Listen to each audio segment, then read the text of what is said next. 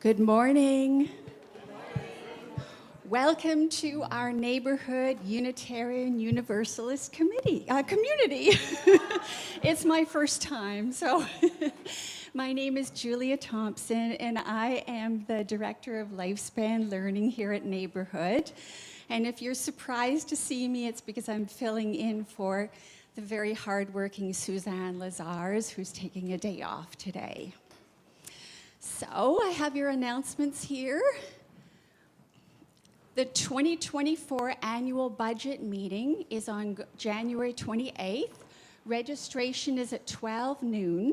The meeting starts at 12:30 p.m. Voting, only members can vote, will be in person or by proxy only.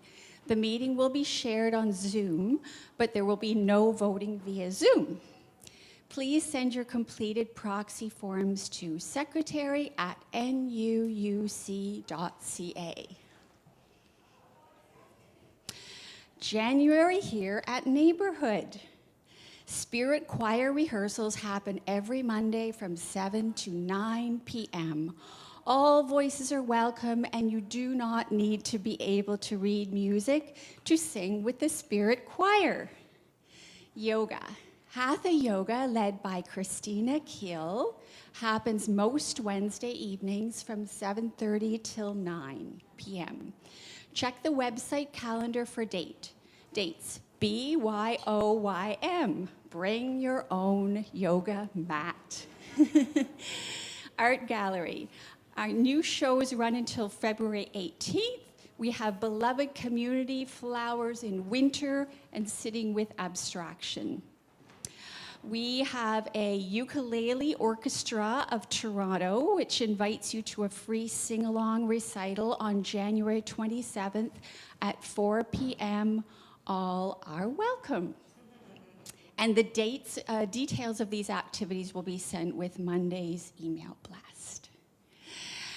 Spiritual day-long meditation retreat with Melina Bondi is on February 3rd and will include sitting, walking, eating, and loving kindness meditation suitable for new and experienced practitioners. Black History Month. On February 4th from 12:30 till 2, Dawn Heights member and music director Sheila White returns for an encore presentation of The Letters, Postmark Prejudice in Black and White. Forum on Youth Mental Health is on February 6th at 7 p.m. DMC, it's a DMC social justice speaker event in East End United Sanctuary. Games Night. Monthly, almost, Games Night returns February 17th from 6 till 10 p.m. Join your fellow congregants for an evening of fun. Music. Karaoke night is on February 3rd and begins at 7 p.m. It's hosted by MC Allison. Ta-da! Circle Music Workshop is on February 18th from 3 to 5 p.m. It's co-facilitated by Jane Lewis and Suzanne Mazars. All are welcome to this improvised singing circle. Interim Minister Search reconvenes. Last year's team is active again in the search for an interim minister for Neighborhood for next year. An interim minister helps a congregation to search and prepare for their next settled minister, a highly recommended step in that process. The interim ministerial search team is Allison Kabayama, Gordon Thorne, and Moira McDonald, and they will provide more details as they become available. Allison, Gordon, and there's Moira. On Thursday, January 25th at 7:30, there will be a debrief session for those outside the East End United congregation who participated with hosting the asylum seekers who were living in the building. Please reach out to East End United's minister, Rev Brianne Swan, bswan@eastendunited.ca for more details. Monday's weekly announcements. Do you get our Monday weekly email, which includes details on activities going on at neighborhood? If not, let Hala, our office manager, know, and she will add you to our email list. Contact her at office@nuuc.ca. And this is our question to the community. How has competition created challenges in your life?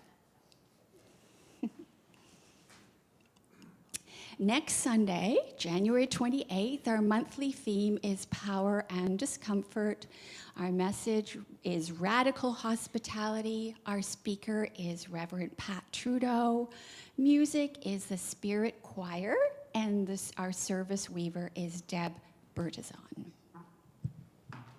Thank you. I say good morning to you all. Here at Neighborhood Unitarian Universalist Congregation, here at 310 Danforth, and I also offer this to those who are spiritually with us on Zoom. My name is Kurt Thompson, and I will be your service weaver this morning. As we enter this sacred space and we head into our invocation, I ask you to do what you need to bring yourself into sacred space. First, just make sure electronic devices are in the off position so they don't disturb yourself or others, unless those electronic devices are needed for you to participate in this service. Also, just take a moment maybe to breathe, stand, stretch, sit and internalize, or just whatever you need to do to bring yourself into a spiritual space, just to release everything from the week or the week to come. Fortunately and unfortunately, they will be with us when we leave today.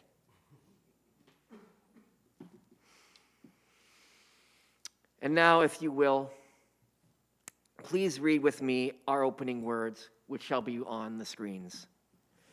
Let us cast a circle of a sacred space here. Let us cast a circle of a cherished space here. A space of safety, a place of forgiveness, a place of love. If we want the world to change, we must craft in our space and in ourselves seeds that grow a different kind of life, a life of graciousness, of creative intelligence, a place of life and spirit for ourselves and our families. And as we come into sacred space, I invite Moira McDonald to illuminate the symbol of our faith, our chalice. Please join the choir and sing our invocation song after the chalice has been lit.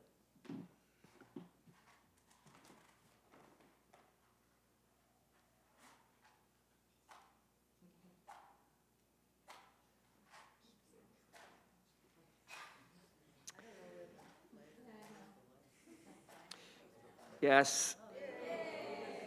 Persistence and faith.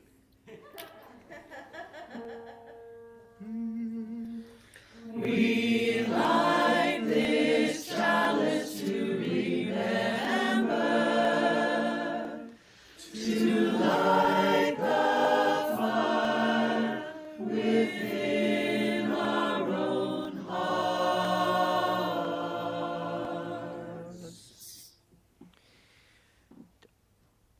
To offer our message and our music today, it is my great pleasure to welcome the Reverend Lynn Harrison, who will be offering our message of inspiration today. As you know, many of you know, we ordained her here at Neighborhood. She's a longtime Unitarian, and she's got 7 CDs under her belt, so she does know a fair bit about music. And joining her is someone I have had the pleasure to sing with while I was a member of Common Thread Community Chorus.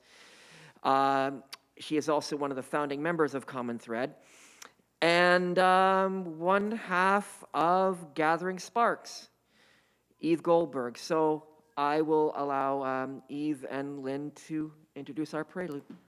Yeah, well, this is a song that you're invited to sing along with. I know sometimes the prelude is just done by the musicians, but this one is irresistible to join in with. We'll start and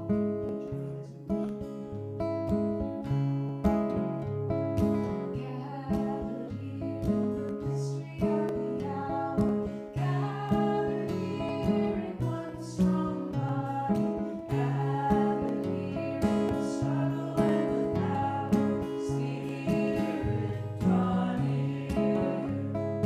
Gathered here in the mystery of the hour, gathered here in one strong body, gathered here in the struggle and the power, Spirit draw near. Gathered here in the mystery of the hour, gathered here in one strong body, gathered here in the struggle and the power, Spirit draw near. Gathered here in the mystery of the hour, gathered here in one strong body, gathered here in the struggle and the power, Spirit draw near. Spirit draw near. Spirit draw near.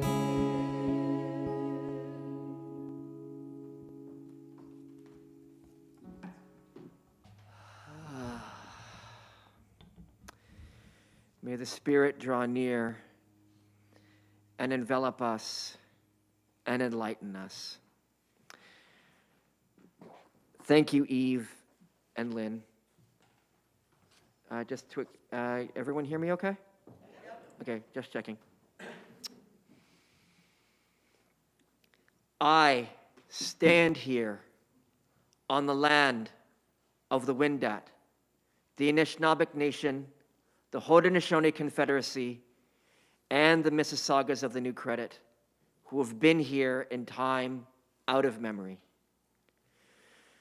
who have been joined by the Métis and the Inuit people in this land of Takaranto, on Treaty 13 territory. And the idea of the dish with one spoon.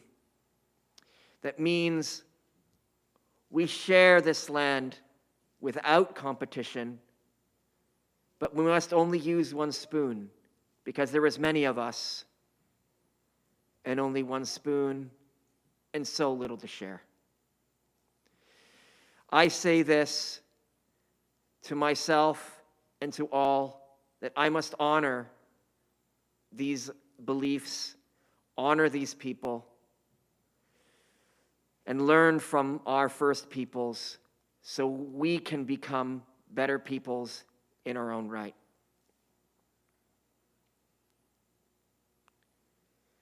Let us now continue in sacred space.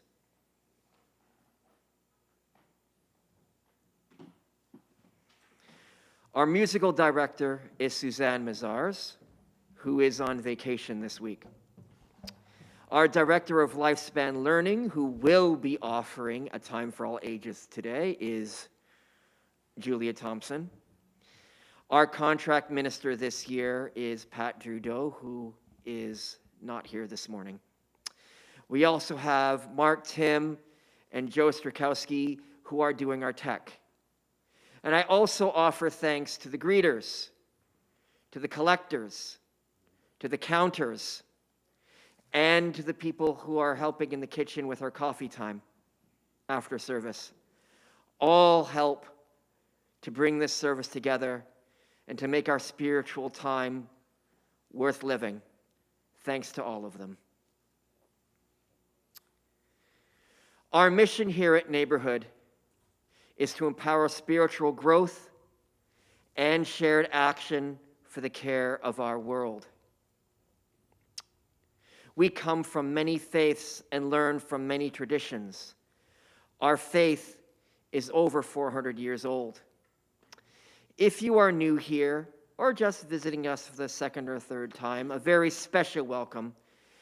Please come more often because our services may vary week to week and you might get a surprise here and there. And if you do so wish, please take a red mug in our cappuccino room, and that is a symbol that you wish to be approached. Our theme for this congregational year is aspirations. Our bi-monthly theme for these dark winter months is radically inclusive. Pardon. And our theme for January is power and discomfort. And our guest minister, Rev Lynn Harrison, will be discussing how we might be able to move away from conversations of competition. I myself, in the past, I've had the pleasure of being in competitions in the disabled community in high school, going to regional meets, provincial meets, and even national meets. I've even gone to a few international sports competitions in Florida in my youth. And unfortunately, I do have to admit, I, like many people, am addicted to having that piece of cloth around your neck with the big medallion that pulls your weight down. Just saying that, look, this is what I've accomplished. Aren't I so great? But that's not the way we should be going. And I really wish our world leaders would understand this, especially now with so many conflicts. At these times, you want to think about the Olympics, but in some ways, they're not so great either. They've forgotten that it's about human camaraderie instead of podiuming and how many gold medals you can fit around your neck. I think we need to learn from the Special Olympics that are participated by the developmentally delayed community. Yes, they do have sporting events, but they're not focused on competition. They're focused on camaraderie and self-growth. It's like Jarat Srup says when he has the concept of compassionate competitiveness. Try saying that 3 times fast. In his piece, Competitiveness, the Buddha Way. It's on the screen if you care to read it as I'm speaking. Being compassionately competitive is being open to the world.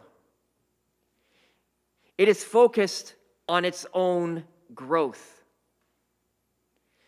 It is not about growth at another person's cost.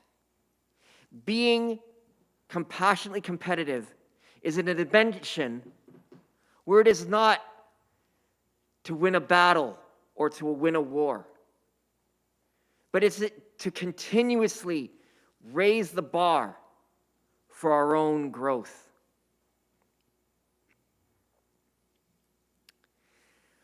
Now is a very joyful time in our service.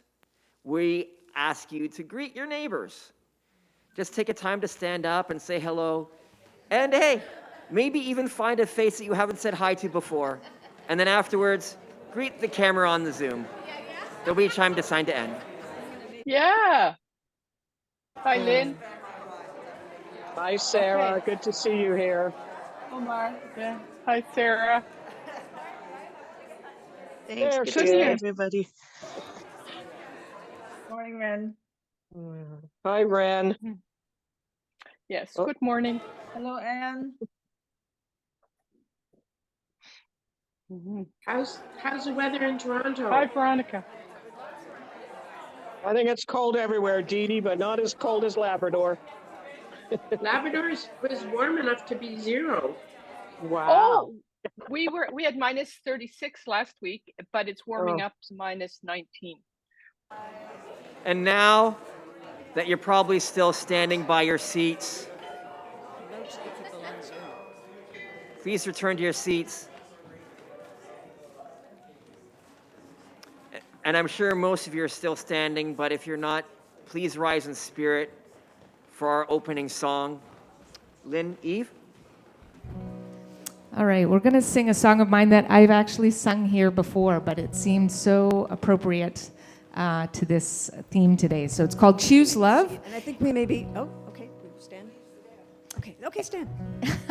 And it has a chorus that I think you'll all find pretty easy to join in on. You just need to know love, love, love, love, love. This is a song that I wrote after September 11th, so it was sort of addressed to that, but it's sort of about finding another way and being more inclusive and building bridges rather than walls. So.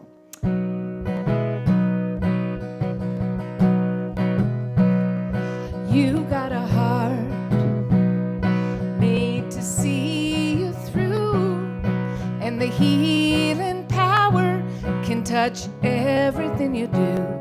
Love is strong, it won't be denied.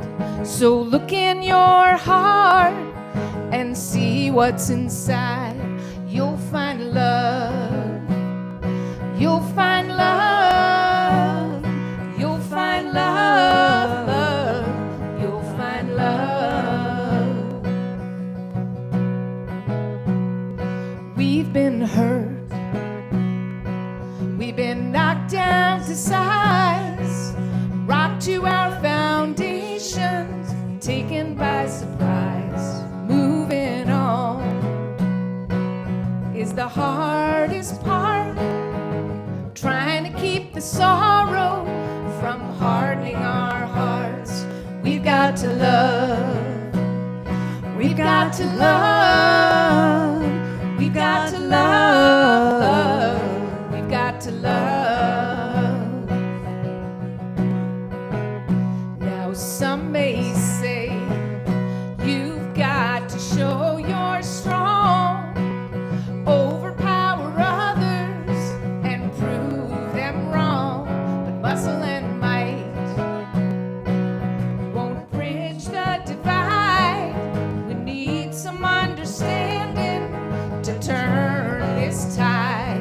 We need love, we need love, we need love, we need love.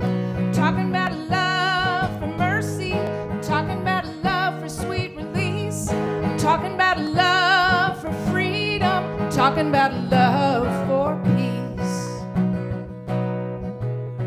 So travel on, take the path to your heart. In the darkest hours, love will do its part. There's a fork in the road every day, and a little compassion will show the way. Choose love, choose love, choose love, choose love, choose love, choose love, choose love, choose love, choose love, choose love.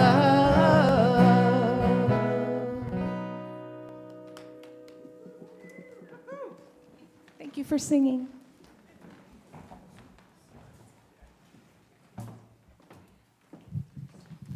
This is the time for all ages, and I am still Julia Thompson. And And today I'd like to do something a little bit different. We're going to perform a play. So I would like, and then if any children, young of heart, we're going to be performing here, so we don't have really, we have some space for cushions, I guess, yes? If you'd like to come, that would be lovely. And can I have my actors up here?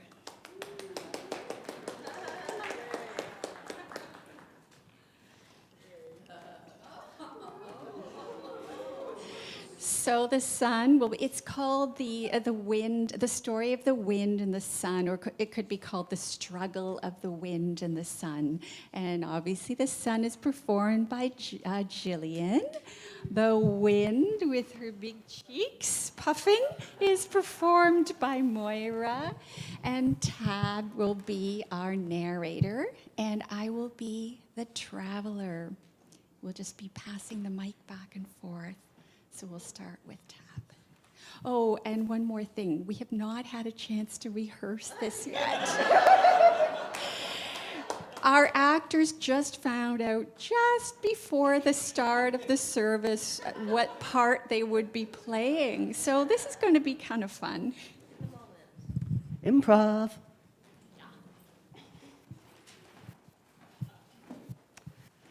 It was a pleasant day, and the wind and the sun were having a conversation. Suddenly, the wind said something strange. I am more powerful than you.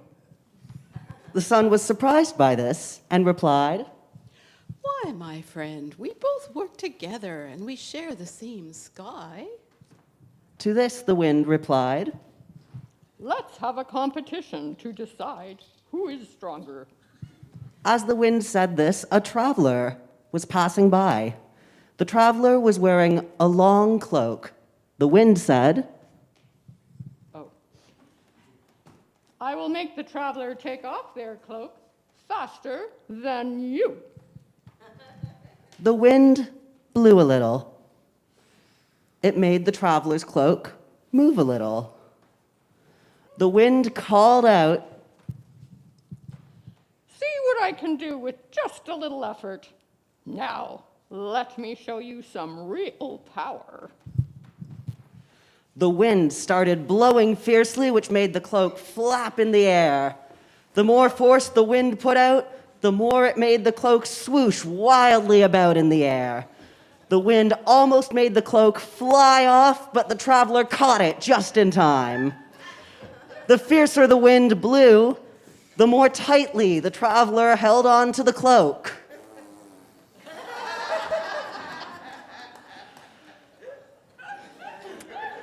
The wind knew it had failed to take the traveler's cloak off. It said, Now it is your turn. I'd like to see you try. The sun did not say anything. It beamed with a little warmth at the traveler. The traveler immediately felt more comfortable and stood up. The wind was confused and said, What's my next line? Is that all you can do? Just beam at this person? The sun began shining a little more brightly. The traveler started feeling warmer and warmer. In fact, they felt so warm that they had to take off their cloak. The wind was surprised to see this and said, My friend, I thought only power could make things happen in this world. But I was wrong. Now that you see that, let's come together and make this poor traveler feel a little better. They had to suffer so much because of our competition. So the sun shone brightly and the wind blew gently. The traveler set off again on their journey with a smile on their face.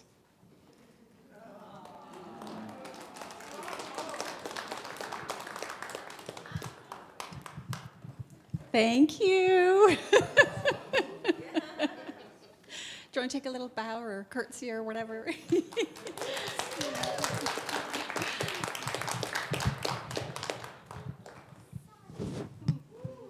Maybe we'll try it in the LL room. That might be kind of fun.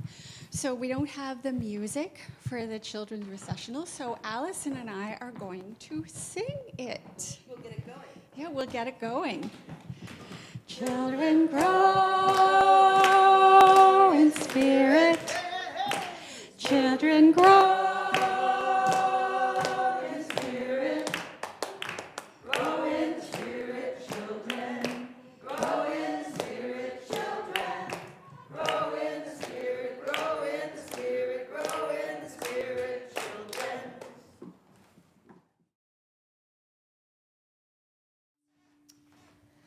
All right, this is a song called Love Will Guide Us, and we're going to do it, I think, a little differently from how maybe you're used to doing it. I learned this song many, many years ago through the folk community, written by the wonderful Sally Rogers, and it actually has four verses, and usually the first verse is used as a chorus, so we're going to sing the whole thing, and it sounds something like this, a little bit different rhythm probably than you're used to, but it goes like this. Can you give me a D again? Love will guide us, peace has tried us, hope inside us will lead the way on the road from greed to giving. Love will guide us through the hard night. If you cannot sing like angels, if you cannot speak before thousands, you can give from deep within you. You can change the world with your love. Love will guide us. Peace has tried us. Hope inside us will lead the way on the road from greed to giving. Love will guide us through the hard night. You are like no other being. What you can give, no other can give to the future of our precious children, to the future of the world where we live. Love will guide us, peace has tried us, hope inside us will lead the way on the road from greed to giving. Love will guide us through the dark night. Hear the song of peace within you. Heed the song of peace in your heart. Spring's new beginnings will lead to the harvest. Love will guide us on our way. Love will guide us. Peace has tried us.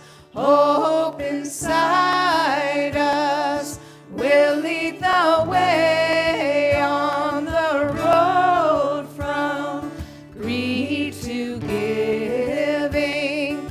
Love will guide us through the hard night on the road from greed to giving. Love will guide us through the hard night.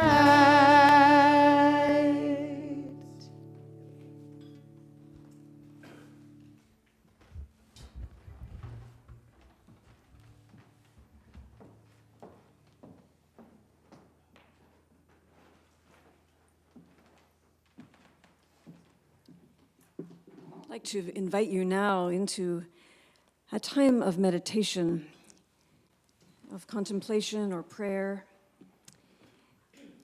where we can let go of the agendas of the day, any worries or preoccupations that we may have, and simply rest in this present moment exactly as we are. In this time, we create space to hear the song of peace in our hearts, to breathe and be in this present moment, becoming aware of our thoughts, feelings, and sensations, and when we can, simply releasing whatever is on our minds to be held by our breath, by the energy and love in the room, by love and peace itself. In this time, know that there is no evaluation or pressure or judgment. There is no right or wrong way to meditate. Let us just hold about a minute of quiet, never perfect silence, but simply quiet, just to breathe and to be. And then I will bring us together once again with the singing bowl.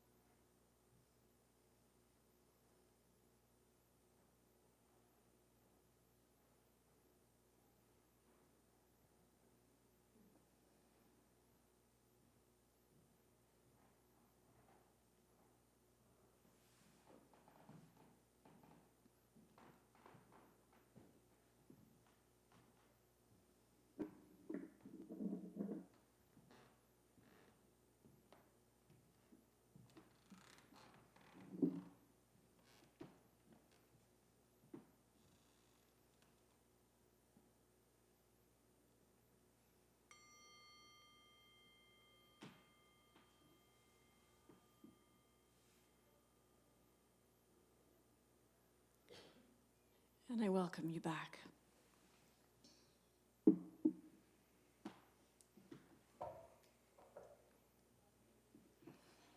like to begin my message today with a bit of a confession. When I first learned that I would be leading today's service alongside Eve Goldberg, I felt a sudden surge of panic. I've known Eve for probably 20 years, crossing paths with her regularly on the Ontario folk music circuit. I have deep respect for her and for her music. And imagining myself here next to her, I suddenly worried that my musical offering would pale in comparison, that I would be judged the lesser performer, that it would be clear that she is a professional musician and I am not. Well, she is an extremely experienced and professional musician with worlds of experience in the music business that I do not have. And I feel so blessed to be among her circle of colleagues and friends. But in addition to that, I felt there was an important lesson to be learned from my spontaneous and culturally conditioned reaction. How instructive it was for me to notice my competitive feelings when the topic of the day was competition itself, and how we need to transform ourselves, transform our orientation from the competitive to the cooperative. Here I was, demonstrating my own point, that a competitive, individualistic outlook is so woven into our culture, it takes mindfulness and spiritual growth for us to overcome it. And that even Unitarian Universalist ministers, not to mention folk singers, can be just as competitive as anybody else. As I was preparing this sermon, I did a quick tally of just a few contests that have come across my awareness recently. Here are just a few. The top 100 cities to live in Canada, reported by the Globe and Mail.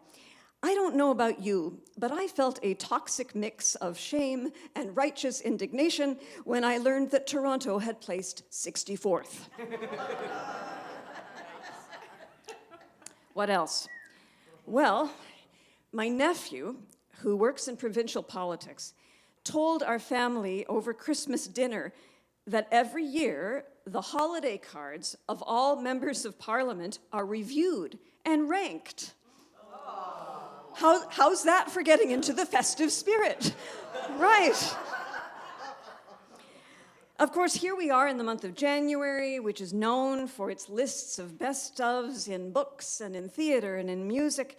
I gave myself a terribly hard time when I'd realized that I'd completely missed a deadline for a 2023 competition that I could have entered and no doubt lost. But boy, did I ever give myself a hard time about that.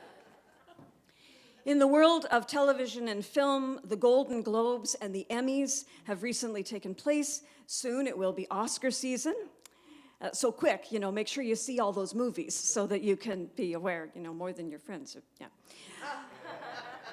Over the past few months, we've seen record highs of starting salaries for professional sports players, people for whom competition is a way of life. For some players, the potential of leading a team to victory can bring a salary of up to $700 million, as one recent example. And of course, as has already been referred to in our service, there are the conflicts in the world that are dominating our news reports and our nightmares. These are framed as stories of competition and domination, of winning and losing, of victory and defeat, when it goes without saying, the majority of people who are suffering and dying have no interest in being part of the game at all. I could fill my entire sermon with examples, personal, cultural, global, of how competition is woven into our culture, into our mindset, so much so that even among the precious few congregations that make up our Unitarian Universalist movement, we can sometimes see ourselves, tragically, as being in competition with one another, rather than being engaged in a cooperative, mutually supportive venture that could ensure our religious movement's survival and nurture the health and well-being of all the people we serve. So in the time that we have, let's take a little closer look at the competitive mindset. How did we get here? What does it do to our well-being? And how might we transform it? In his recent book, The Myth of Normal, Trauma, Illness, and Healing in a Toxic Culture, Dr. Gabor Mate explains how our familiar milieu of competition and individual self-interest runs counter to what we might call human nature, and how it creates real risks to our health and our well-being. He writes, until about 10,000 to 15,000 years ago, human beings lived in small band hunter-gatherer groups. If human existence were measured in the time span of 1 hour on a clock, we have inhabited newer environments only for about the past 6 minutes or so. These small groups held values emphasizing hospitality, sharing, generosity and reciprocal exchange for the purpose not of personal enrichment, but of connection. These were guidelines for mutual survival. He goes on to say, no hominin species could have survived long enough to evolve had its members seen themselves as atomized individuals, pitted by nature against their fellow beings. Contrary to our present ways of operating, a traditional view of self-interest would enhance one's connection and membership to the community to everyone's benefit. He points out that in our capitalist culture, though, competitive and individualistic behavior is held up as the norm. He says, and I quote, materialistic cultures generate notions, myths in effect, of selfish, aggressive striving and dominance, suggesting that they are behavioral baselines and encouraging characteristics that place a lesser value on connectedness to others and to nature itself.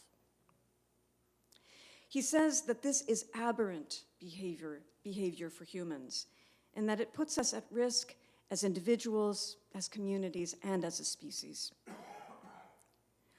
All of the examples I mentioned, and so many more, contribute to this sense of baseline, just business as usual, the so-called normal life we've come to expect and that we strive to get good at.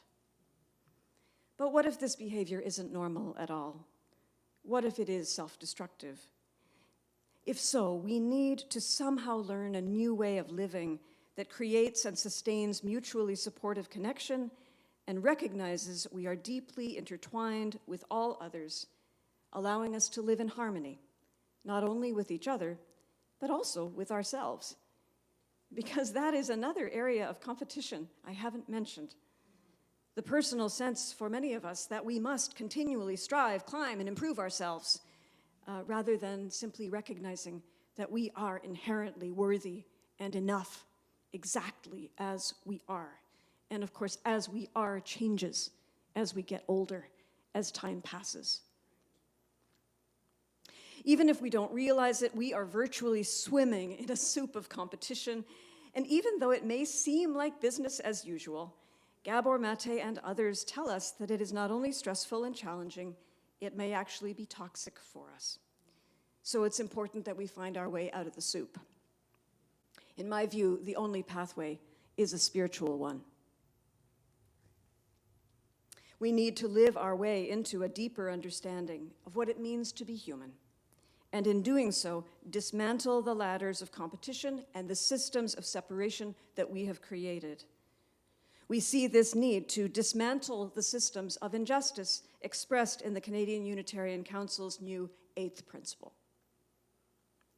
The late Buddhist teacher Thich Nhat Hanh coined the term interbeing to describe the inseparable interconnection that defines all of life.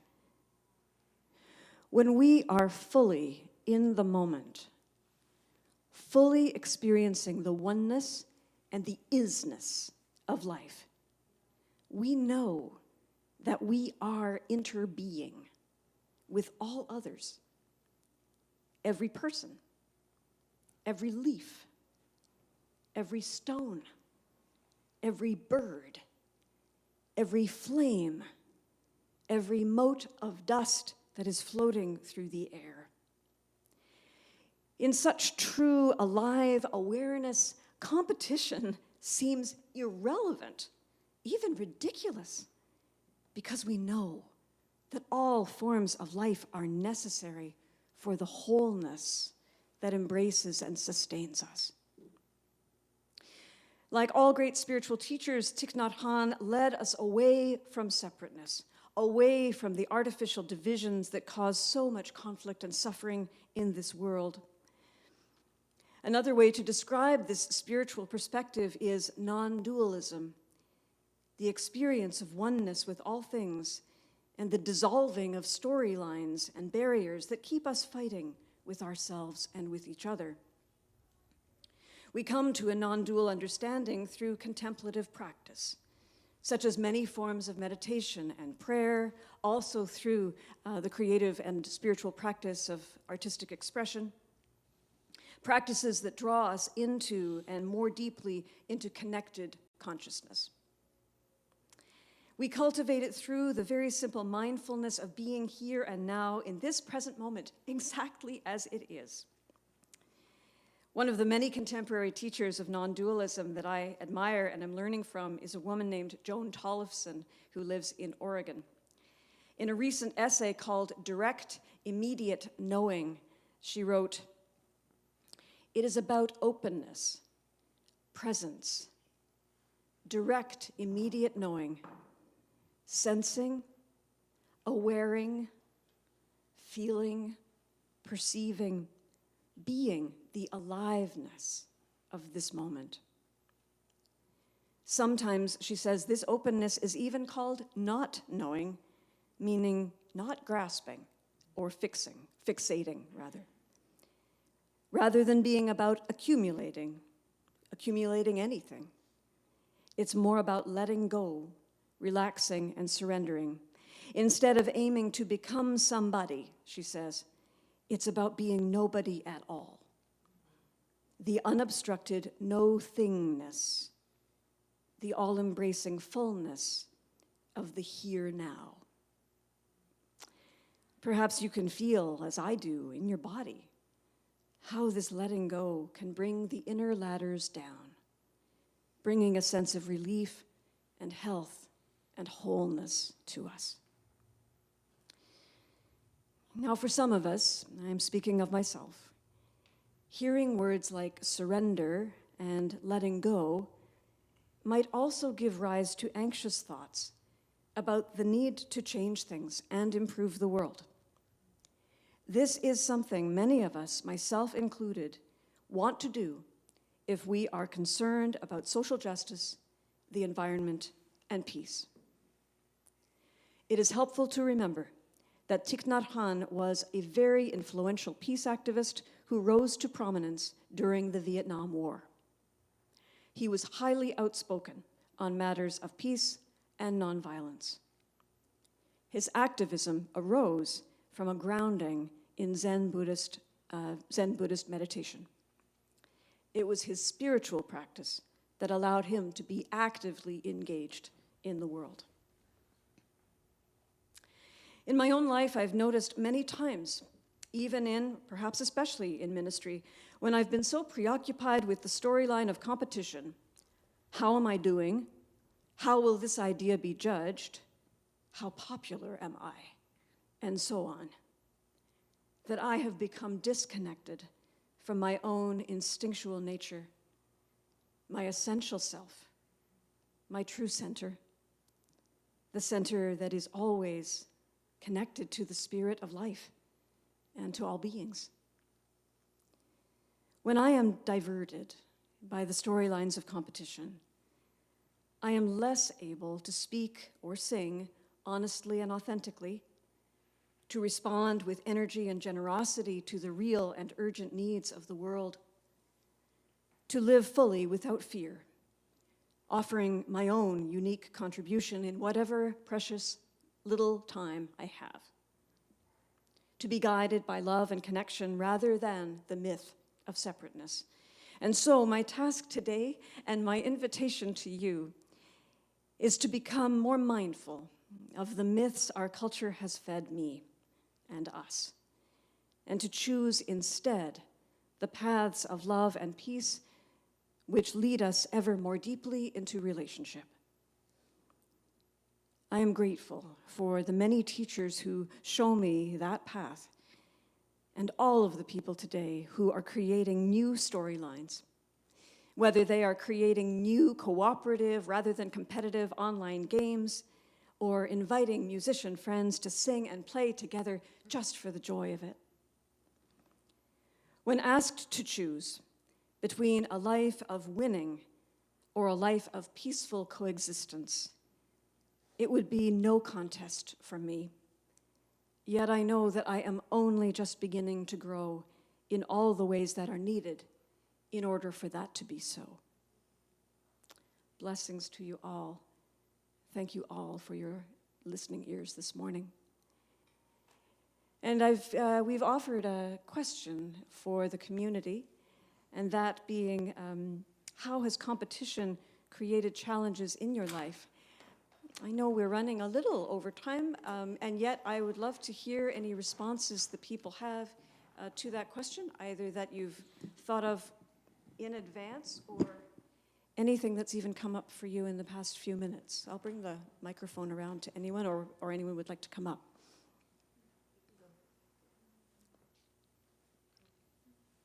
Michelle? Or, I just want you to be seen by the camera. Sure. I worked many years in the recruitment industry, and it was 100% commission, and very, very competitive, and a lot of fearsome women all doing better than each other. And, all the years I did it, it eroded something in me, and it wasn't healthy. I burned out twice. Finally, I think I realized I needed to find a balance, and that's what brought me to neighborhood, for that spiritual balance. Thank you, Michelle. Anyone else? Yeah, Tony.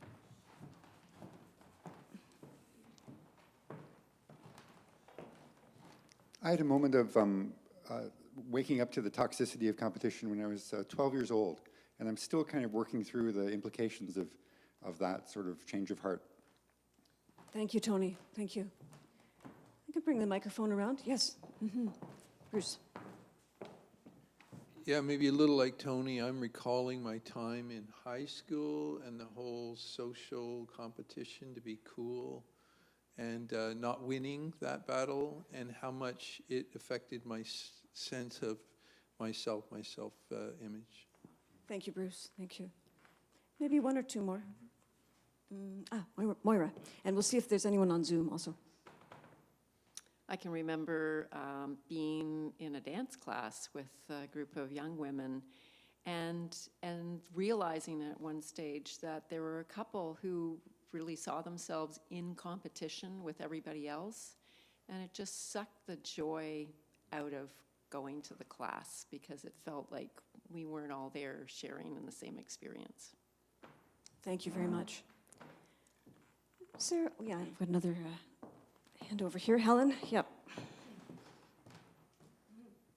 When I was in grade 7, I started at a gifted school, and you don't want to know how competitive that was.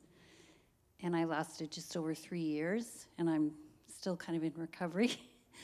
And I think after that, I sought a lot of things in life that didn't feel competitive, that felt collaborative. Thank you very much. Are there any comments from our Zoom participants this morning?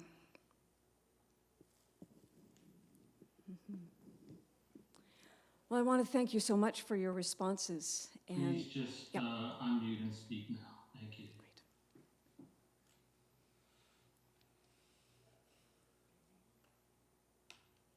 There doesn't appear to be anyone who wishes to respond. Back to you. Well, thank you very much, and thanks for all of your responses, and I encourage you to continue to reflect on this later. I'd love to hear your thoughts. And now I believe it is time for our offering. Here you go. Here's the microphone.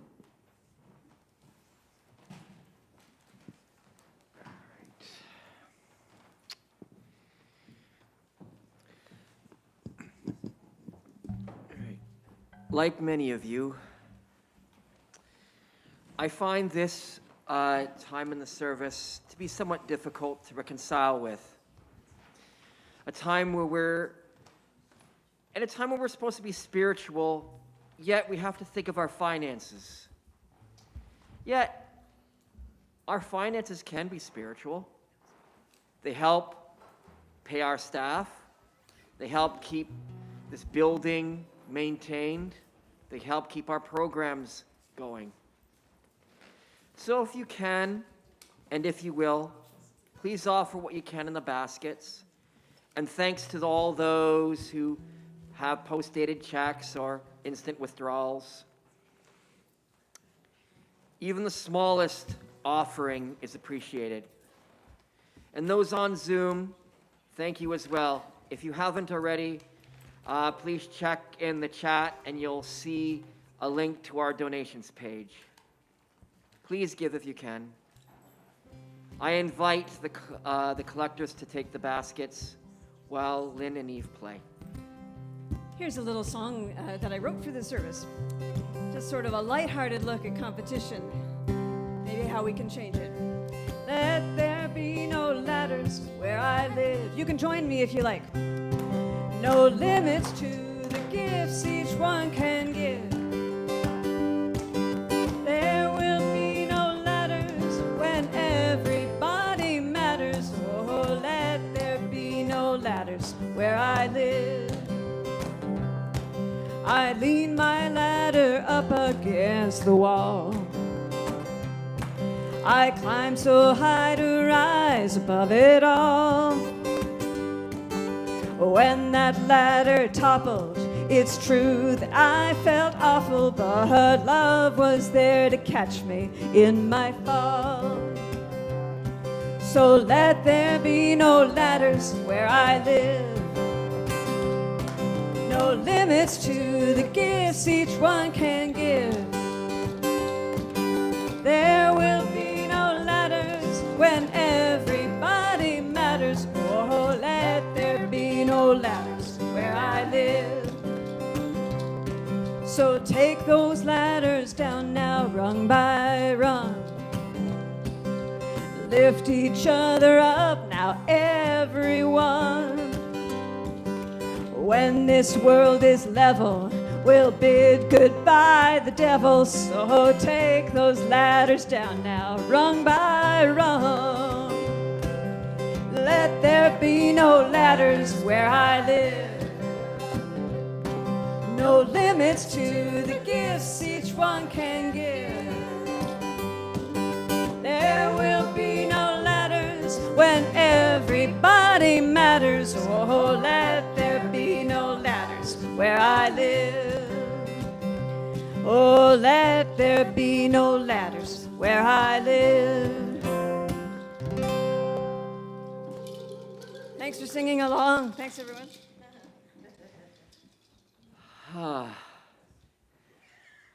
This is always so enjoyable, offering with finances and music. If you have found home here, if you have found kindred spirits here and like minds here, let this offering be a token of our greater community to build our common good. You know, I don't know about you, but I could always use a little more music. So why don't we stand in body or spirit for our final song?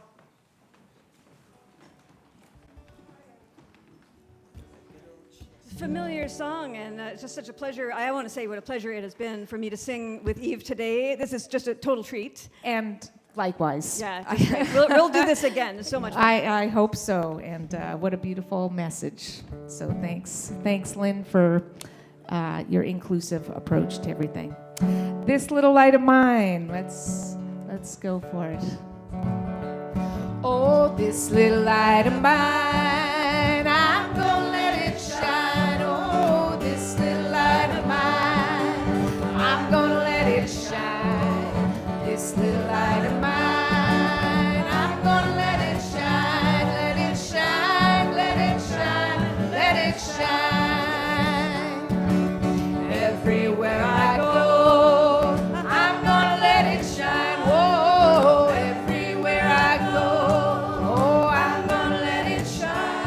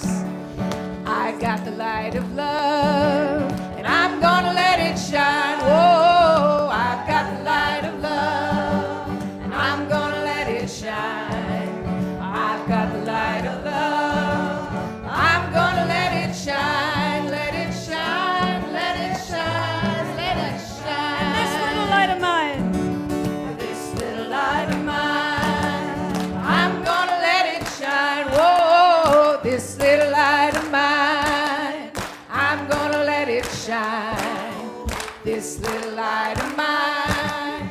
I'm gonna let it shine, let it shine, let it shine, let it shine. Let it shine, let it shine, let it shine. Let it shine, let it shine. Let it shine. Oh,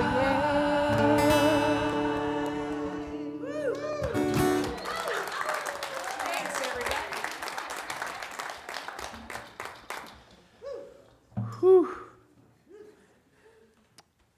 You never know what you want to say after a musical piece like that. And as much as I wish we could go on for eternity, I believe it's time we start to close our circle. I invite Maura McDonald to please come and extinguish our chalice.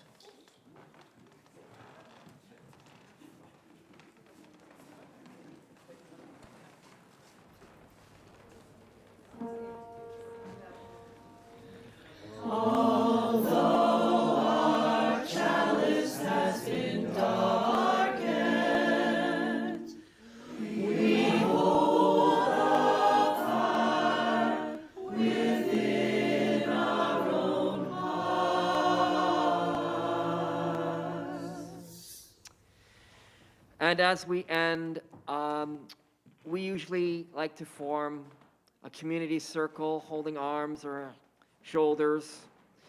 And if you do not feel comfortable being a part of the circle, you can just stand back and just do a namaste, which means I salute the spirit within you. And as we close the circle, before I turn it over to Lynn for some closing words, I would like to offer my most gracious thanks to Lynn Harrison and Eve Goldberg again for providing the music and the message for this service today. And thank you, Kurt, for your service as service weaver this morning. A pleasure to work with you.